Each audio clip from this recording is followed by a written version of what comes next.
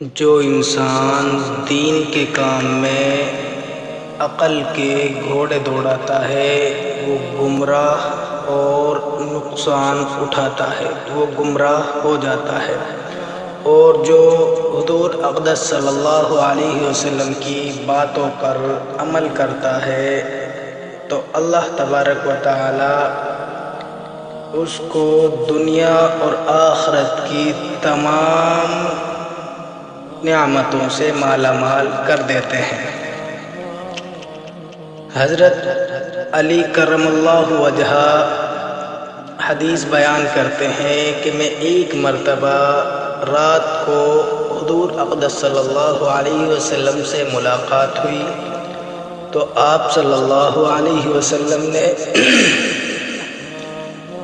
دریافت کیا کہ علی اتنی رات کو اپنے گھر سے کیوں نکلے ہو؟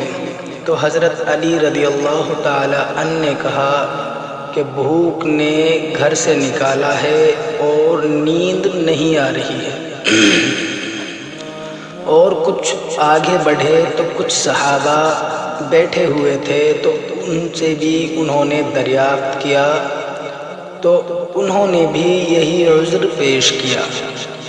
تو سامنے ایک کھجور کا درخت تھا اور سردیوں کا موسم تھا، حالانکہ سردیوں میں کھجوریں نہیں ہوتی ہیں۔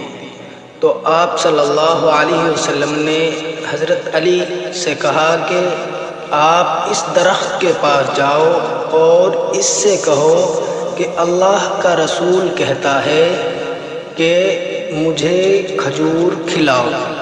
تو حضرت علی اس درخت کے پاس گئے اور اس سے کہا کہ اللہ کا رسول کہتا ہے کہ مجھے کھجور کھلاؤ۔ تو حدیث میں یہ بات ہے کہ اس کھجور کے پتوں سے کھجور گرنے لگے اور حضرت علی نے اپنا دامن بھرا اور حضور صلی اللہ علیہ وسلم کی خدمت میں حاضر ہو گئے۔ ایسی ہی نئی ویڈیو اور دینی تعلیمات کے لیے فالو کریں اور سپورٹ کریں۔ دینی تعلیمات کی، تعلیم کی اور نئی معلومات کے لیے۔